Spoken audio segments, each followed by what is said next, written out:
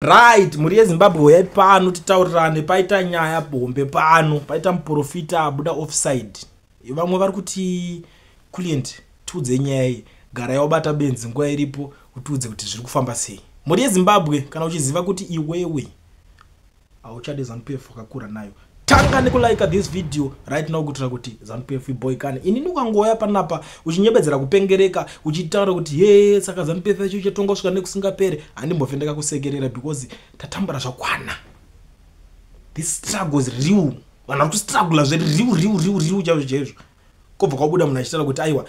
ichatonga kusvika nekupedzisira. Right, nyaya iri panapa regedza ndikupinda munyaya mbijana ubei tichafa mukana uyo muprofita. I don't know these guys maprofita.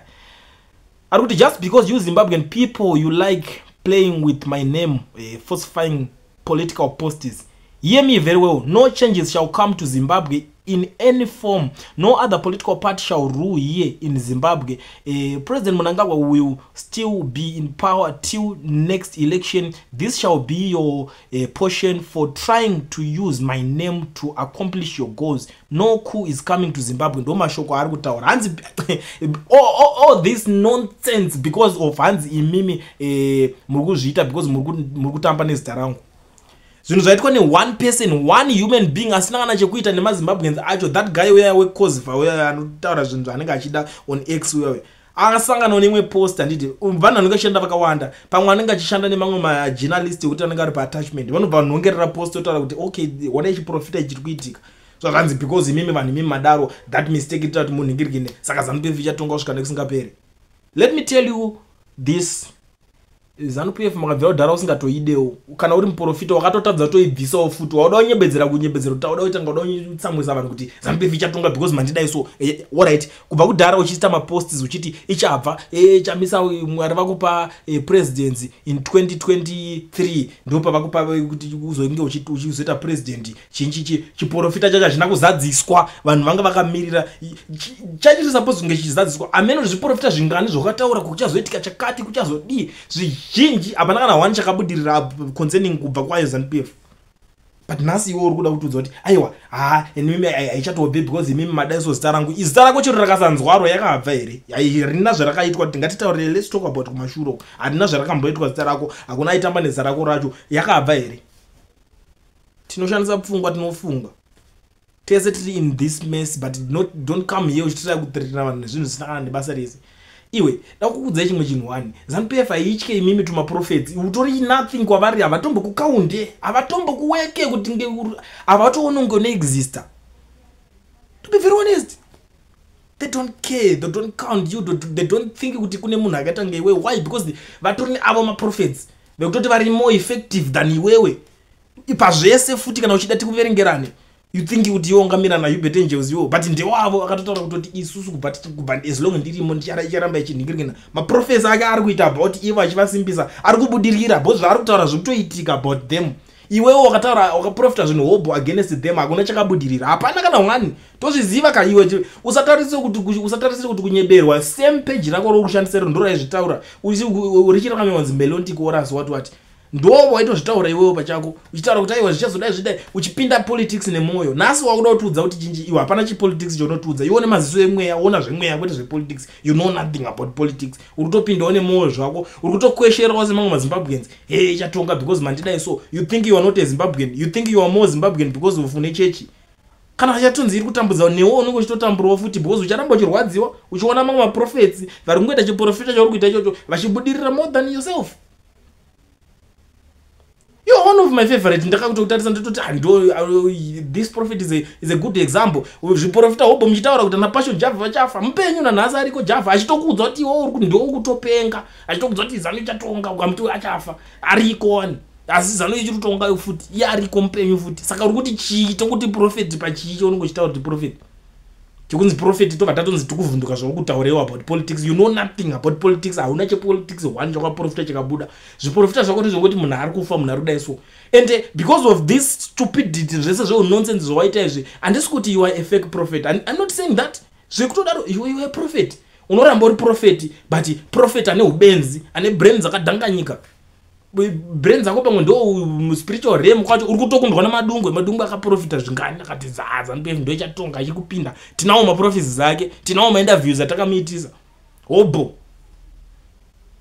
zviri ngoitika but yo ako hobo wakanyora chiti ichi kubva hana kubva saka nhasi tozonzi tashika chicho uri kutaurewo because of that cause vaguy azotora post munhu angoisa because of a blogger iyo shamari uri kutya kunzi iwe vanhu vaida kukutaurira chinoitika vanhu vezanupeva havana kana basa newe kana kuti wozifunguza nekuti wazoprofita vanzi vada kubva vozonzi vari vhunduka zvataura naprofeti havachike zvinotaura nemaprofeti because vane avo maprofeti ekuti anenge achitovaudza futi kuti aiye kubamsa achike ende vanoteerera avo bhozi avo wacho akatovaudza zvakawanda zvichitoitika kusaidi kwavo kufevha zvichifevha ivo saka papi pavachazouya vachiteerera zvaunotaura ivo how many times muchitraya zvichitadza kumeka sense bvaisa imwe post ZANU-PF must rule on ndopavakatanga kutukana zvinyadzi nomwe munhu apa pakazonzi manhingiriki enyu profeti akati neako pakutotaurwa zvimwe zvechinyadzi character chacho unozati sometimes unofanira kugara uri professional kana wasvika pathat extent hauna criticism yakambosangana nayo tichicompare necriticism yakacriticizwa yakapiwa Hubert Angels ati aungambozi wakacriticize tichicompare criticism yakapiwa munhu akaita sa Prophet Makandiwa UFIC Magaya PhD Pastor Chris Oyakilama aniko the list is endless java chache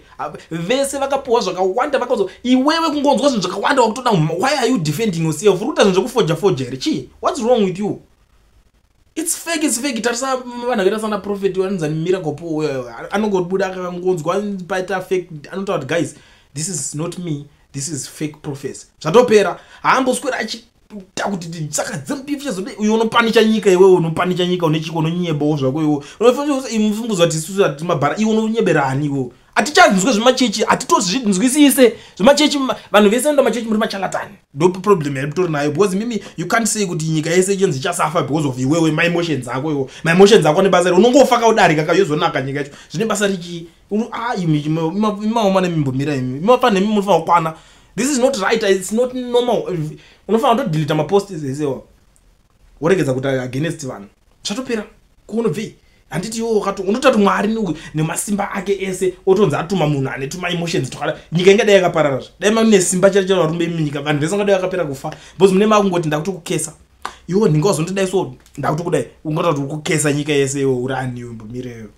mireyo iko usatonyara kwacho utobvuma kuti hanzi icharamba ichikutongai mucharamba muchikaura ndokusatonyara kuri kutoita iko utoziva kuti kukaura kwevanhu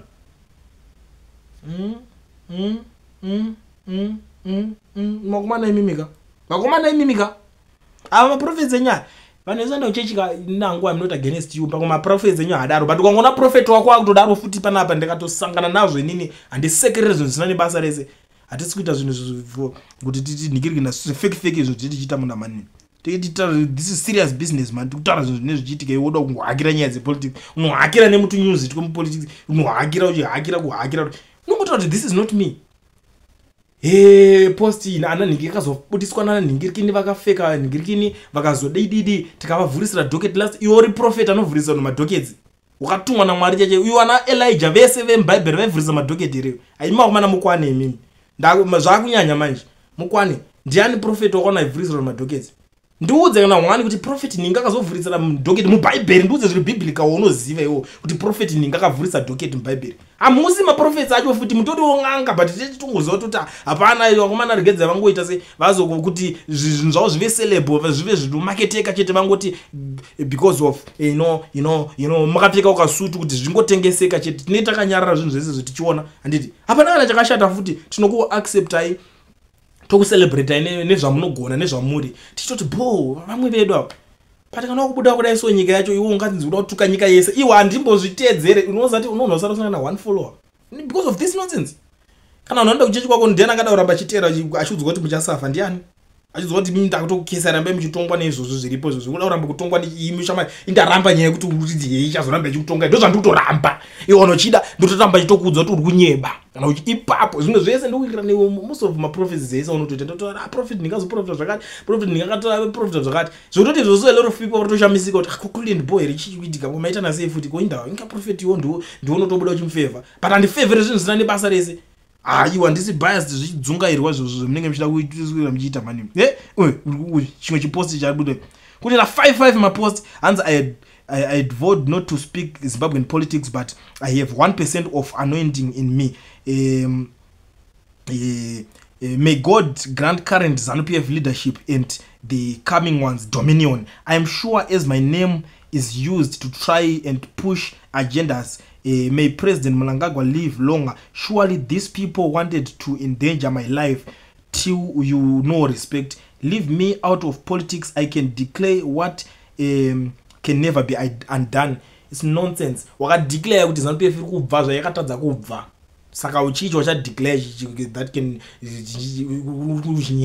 unyeba. Liar. How many times makadeclare iyo ndinobudisira kana 25 maprophecies awakatoita kumashure uchitaura zvekubva kwayo uchikecha mafeelings uchitukana Java panapa pachiuya vachitaura zvinhu vachiti idichi uchivatuka uchiti getaway zvakawandisa zvakaita mani tichitoona zvedu tichitoti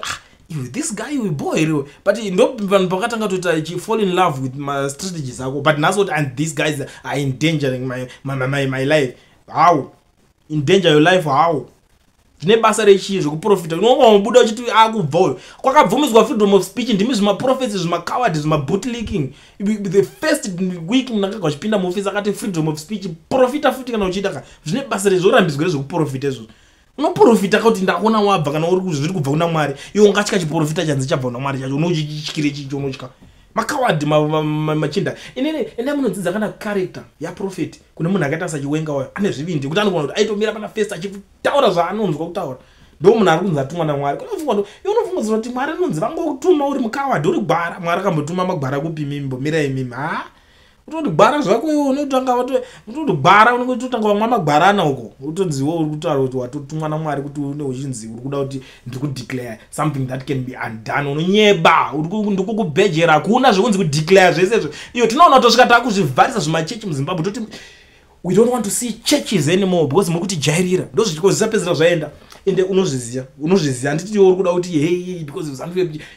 same ZANU-PF inongopa pressure anonzi avharai machechi kana mida kuti kuvhotere next election uone kuti pane inosara yakavhurwa here zvitenderere kana uchide zveso zvinzi zvapinda zvatanga kufambwa nazvo paTwitter nepachichi pese izvi pongonzi machechi ezingavhara toona kuti unosara uchizvitaurira uri pai zvese izvozvo because he needs something that can no kana uchinge watadzirwa ingoenda straight guys this is not my post zvapera this is not my ko uda kumbotira kuprova chiko choda kuprova hey in danger my life inoendangerwa nechiko inoendangerwa naniko and pa same post uri kuti in danger my life uri kutobudisa pachena kuti ZANU-PF inoraya vanhu ndozvokutaura uri kutotaura inini ndandiri nditoshanda neintelligence wakomana intelligence vanotombokubata vakudzvanya vachikubvunza kuti in danger pachipapa pachipost choutaura icho what are you trying to say? What are you trying to say? In danger pachi ndozvo vanotobuda vakutokubvunza kuti kwapo pamachiti in danger muri kuti in danger chipa unofanira kutobvunzwa unofanira kutombotorwa hazvina basa izvo zvokuti zichinchizvo declare chiko chamunoti imimbomirai imi mani taurai zvimwe mani munotirwadzisa nezvinhu zvisina nebasa rese munofunga tichine basa nenguva ine tichine basa nekuti nziprofeti here kana kuti ana richatimirira isusu sisi senyika nyika yacho inai muchipana chine basa nazvo here zvezvo boa stereki zvinake ameno endai kumachechi kwacho ndatotsamwa